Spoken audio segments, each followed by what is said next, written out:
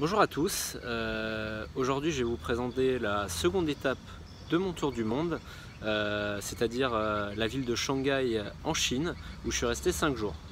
Je dirais que mon voyage à Shanghai n'a pas commencé quand je suis arrivé à Shanghai, mais vraiment quand je suis arrivé à l'aéroport de Taipei pour prendre mon vol pour Shanghai.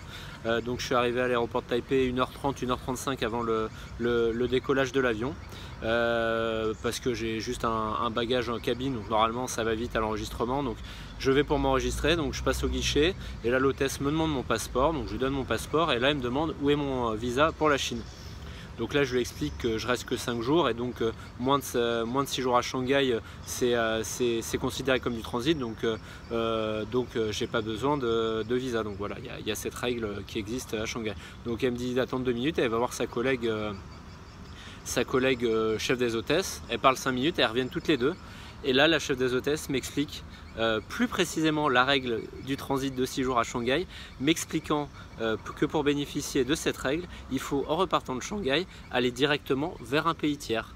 Et moi, bien évidemment, j'allais en Birmanie, mais j'avais une escale à Kunming en Chine, donc ça ne fonctionnait pas. Donc là je lui demande qu'est-ce que je peux faire, parce que là je pouvais pas, elle n'allait pas me laisser prendre l'avion. Donc là elle me dit qu'il faut que j'appelle la compagnie aérienne depuis l'accueil pour essayer qu'ils me changent mon billet pour un vol direct ou une escale dans un pays tiers. Donc je me dépêche d'aller à l'accueil, donc là je leur explique et là la femme appelle la compagnie aérienne et me la passe. Donc là la femme au bout du fil, je lui explique 2 fois mon histoire et là elle me répond et j'entends rien parce qu'il y a du bruit partout et tout, donc je lui fais répéter 3 fois et enfin je comprends qu'en fait elle peut rien faire.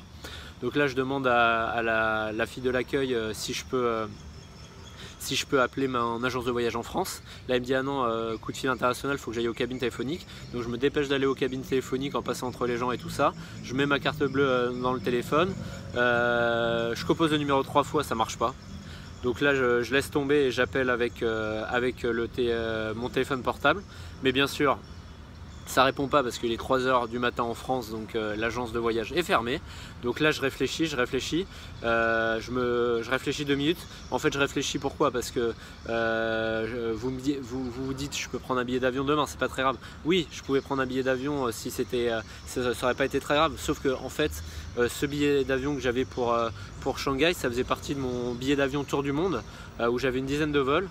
Et donc les billets d'avion tour du monde c'est super parce que c'est pas cher et que surtout c'est assez flexible, parce que si on a envie de rester moins longtemps ou plus longtemps à un endroit, si on y prévient 2-3 jours avant, on peut changer les dates des vols.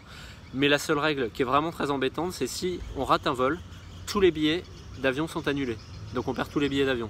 Donc j'étais en risque de perdre dès mon 2e vol tous mes billets d'avion de tour du monde, donc 3800 € d'un coup.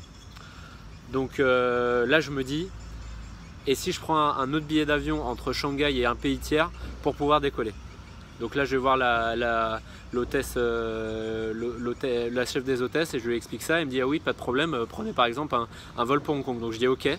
Et donc là je prends mon téléphone portable avec l'internet, avec internet qui va à 2 à l'heure à l'aéroport de Taipei pour prendre mon billet d'avion pour Hong Kong où je rentre toutes les infos et tout. 5 minutes avant la fin de l'enregistrement, parce que je suis arrivé vraiment très tard, donc j'ai dû speeder, j'ai enfin mon mail de confirmation. Donc je montre à la chef d'hôtesse qui me fait passer devant tout le monde pour que je passe au guichet. Donc là j'ai mon billet d'avion pour Taipei. Là elle m'imprime en plus mon billet d'avion pour Hong Kong, le justificatif de billet d'avion pour Hong Kong pour que j'ai un justificatif pour les douaniers en Chine.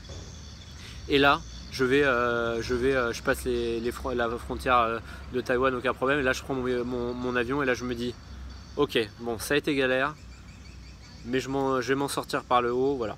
Donc là je prends mon avion, je mange dans l'avion, on atterrit à Shanghai. Et donc là j'enlève le mode avion et j'essaye de déclencher le Wi-Fi. Et là en fait la veille j'avais fait une mise à jour iOS. Et ce que je savais pas, c'est sur l'écran principal d'accueil, on pouvait directement déclencher les datas. Donc je savais pas à quoi correspondaient ce bouton. Donc j'ai appuyé parce que je pensais que c'était pour mettre le Wi-Fi plus fort ou j'en sais rien. Donc je déclenche et là d'un coup, alors que le Wi-Fi n'était pas mis, je reçois tout. Je reçois plus de 100 messages WhatsApp. Je reçois mes notifications Instagram et tout ça. Et donc là au bout de 20 secondes, je rappuie sur le truc en me disant oh merde, c'est les datas. Et donc j'ai vraiment laissé 20 secondes. Donc là je me suis dit sur le moment ça va me coûter une blinde. Et en effet ça m'a coûté une blinde, ça m'a coûté 66 € d'hors forfait pour 20 secondes. Donc c'était voilà, donc je me suis dit bon, ça continue, mais bon, j'arrive devant la queue qui est spéciale pour les transits. Donc il y a 2 personnes devant moi, donc j'attends 5 minutes, c'est à moi. Donc là je donne mon passeport, il me demande mon billet d'avion retour, je lui donne. Et donc là il regarde 2 minutes, il tape à son ordinateur et après il passe un coup de fil pendant encore 3 minutes. En chinois bien sûr, donc je comprends rien. Et après il me dit vous avez ce billet d'avion, mais vous pouvez expliquer pourquoi vous avez un autre billet d'avion pour Kunming? Et donc là je me dis ah ouais, quand même, les mecs en douane, ils ont accès à tous mes billets d'avion. C'est la première fois que ça m'arrive. Je me dis ah ouais, ils sont quand même chauds là-bas. Donc là je lui explique, je suis complètement honnête, je lui explique toute l'histoire, pourquoi j'ai repris un billet d'avion, qu'est-ce qui s'est passé et tout ça. Et là il me dit mais pourquoi vous n'avez pas annulé l'autre billet d'avion? Donc là je lui explique que mon agence de voyage en France, quand je suis parti de Taipei, était 3 h du matin et maintenant qu'il est 5 h du matin, donc elle est toujours pas ouverte, donc je vais régler ça dans la journée quand elle sera ouverte. Donc là il passe des coups de fil pendant 20-25 minutes, il doit faire 6-7 coups de fil. Et après, enfin il me dit ok, que je peux passer, mais il me réexplique les règles, qu'il ne faut pas sortir de Shanghai, qu'il faut rester moins de 6 jours, et donc okay, je lui dis oui, et donc là enfin je sors. Donc là je me dis putain, je suis resté une demi-heure à la douane, ça m'est jamais arrivé de rester aussi longtemps, même aux États-Unis où ils sont chauds, je suis pas resté aussi longtemps. Donc je me suis dit bienvenue en Chine, avec tout ce qui m'est arrivé en moins de 6 heures, je me suis dit wow, la Chine commence bien. Donc là j'ai juste une envie, c'est d'arriver à mon hostel et de me poser. Donc là je prends le métro, la station de métro juste à côté de l'hostel en fait est fermée, mais ils le disent pas, donc ils passent sans le dire, donc je m'arrête à la station d'après.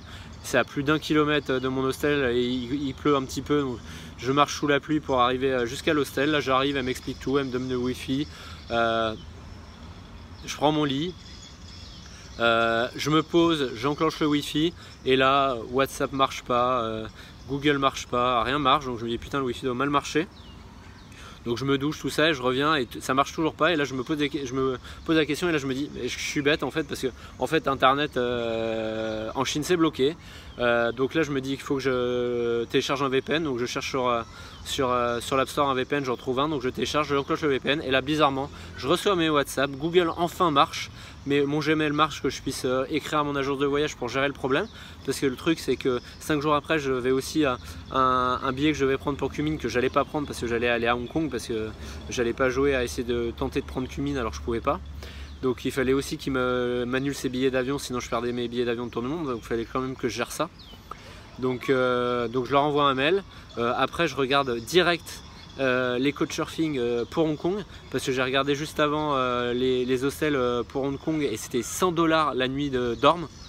En fait j'ai compris pourquoi juste après, c'est que en fait je tombais à Hong Kong la semaine des vacances nationales chinoises où 1,6 milliard chinois sont en vacances tous en même temps. Donc ils voyagent tous, ils vont tous voir leur famille, donc c'est normal que ça coûte une blinde. Donc je demande à 5 personnes un couchsurfing et là je vais me poser pour aller me coucher. Le lendemain matin je me lève, j'ai eu la réponse de l'agence de voyage qui me dit quoi faire, que je dois moi-même prendre un billet entre Hong Kong et la Birmanie et qu'ils allaient annuler les billets d'avion, donc je dis ok. Et là j'avais eu 5 réponses négatives pour du couchsurfing à Hong Kong, donc j'en redemande 5 autres. Et je vais me promener en bord de fleuve. Donc il fait pas beau mais il pleut pas, donc pendant 3 heures je me promène en bord de fleuve où je vois les buildings, les bâtiments, c'est sympa, les bateaux. Et là il se met à flotter, une petite pluie fine mais qui mouille bien. Donc je vais au musée de Shanghai qui est assez sympa pendant 1h30. Et après il y a une accalmie, donc je ressors, je me promène encore pendant 1h30 et là il se remet à pleuvoir mais pluie battante. Et comme là je suis à côté du muséum d'histoire naturelle, j'y vais. Clairement, muséum d'histoire naturelle dans un pays étranger, j'y irai jamais. Là j'y suis vraiment allé parce qu'il pleuvait vraiment trop et je voulais juste être au sec. Donc je l'ai fait pendant 2 heures, mais il était vraiment sympa. Et au moins j'étais au sec. Et puis après je suis rentré à l'hostel, je me suis posé 1h30. Là j'avais encore 5 refus couchsurfing, donc j'en ai redemandé 5. Et puis comme il y avait une accalmie, je suis sorti pour aller manger et puis pour me promener dans la rue commerçante, une grande rue commerçante de Shanghai. Et là d'un coup il s'est remis à pleuvoir. Et là d'un coup des mouvements de foule entiers où tous ils ont mis leur parapluie au-dessus de la tête, où ils font pas gaffe, ils te le foutent dans la gueule, et où des mouvements de foule entière pour aller se mettre à l'abri et tout ça, c'était trop dangereux. Franchement, ça faisait trop flipper.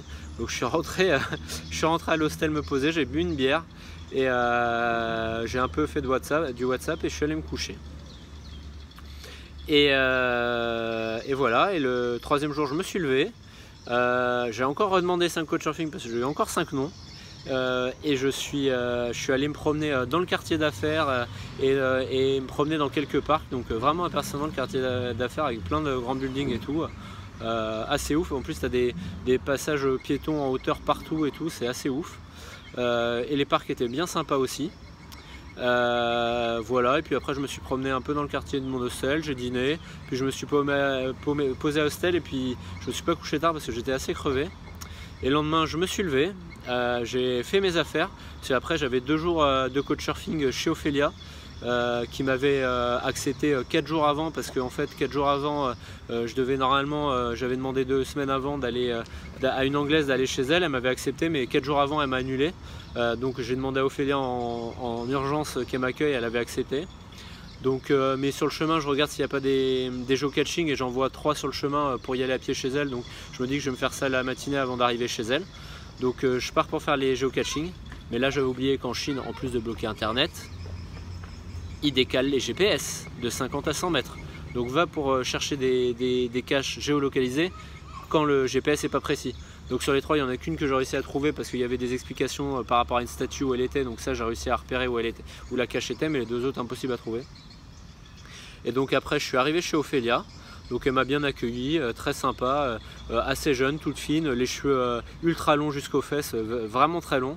Très accueillante, elle m'a expliqué un peu les règles de la maison, elle m'a montré le canapé où j'allais dormir, elle m'a présenté à ses 3 chats, donc je vous rappelle que je suis allergique aux chats et que je déteste les chats, donc j'ai vraiment accepté le couchsurfing parce que j'avais pas d'autres possibilités, j'avais envie de faire du couchsurfing.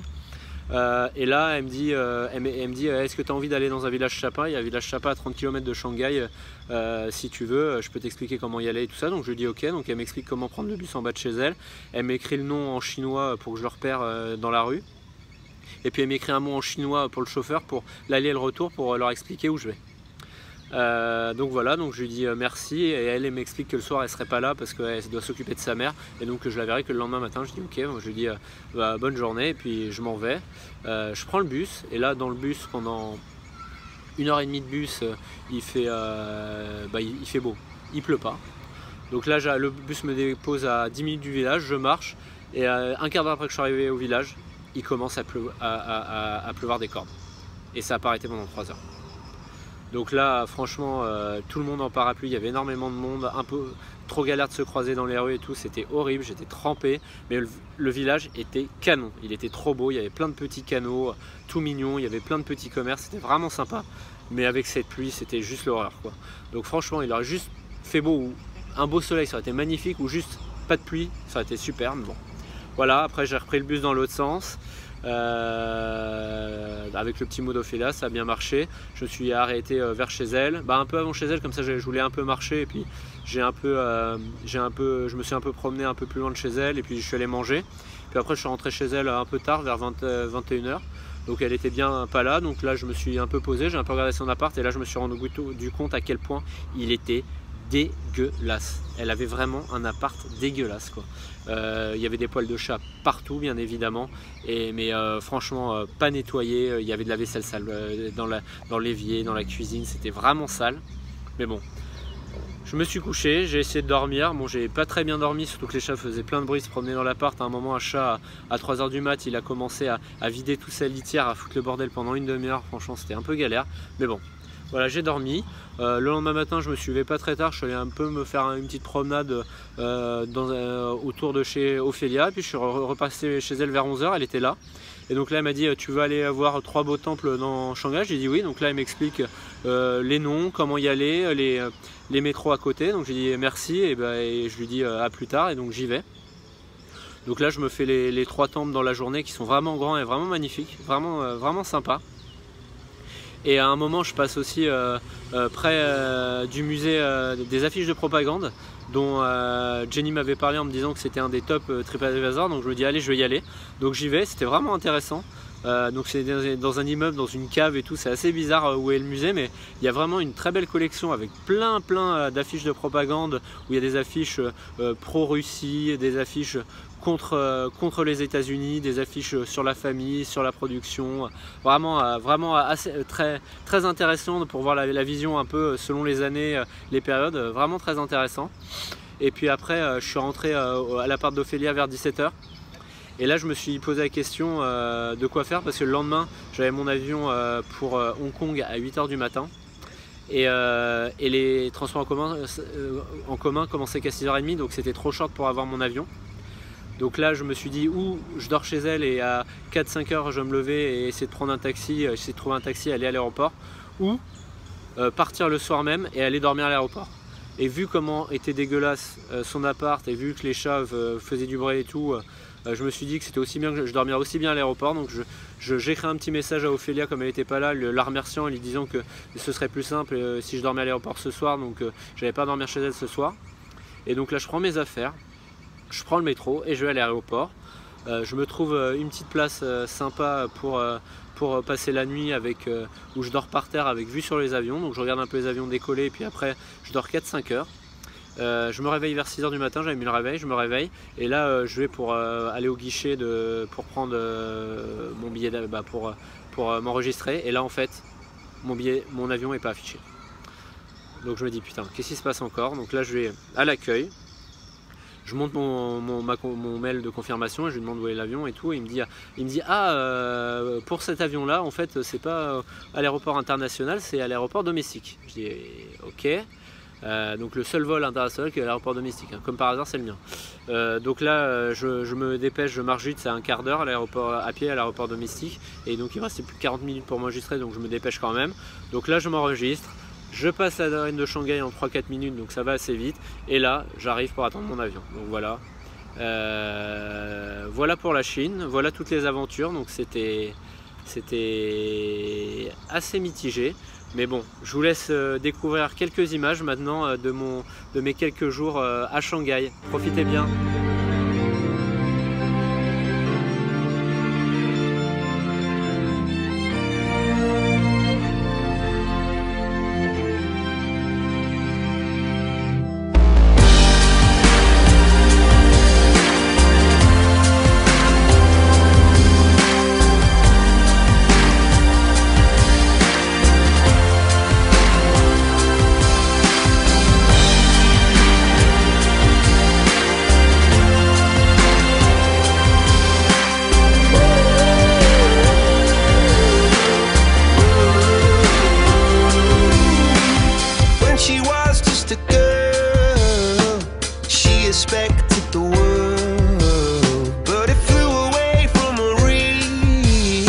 She ran away in her sleep and dreamed of paradise, paradise.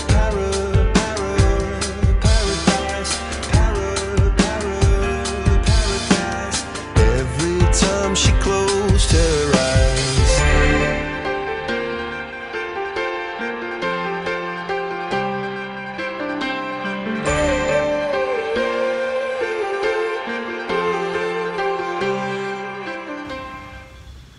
Voilà, j'espère que ces images vous ont plu.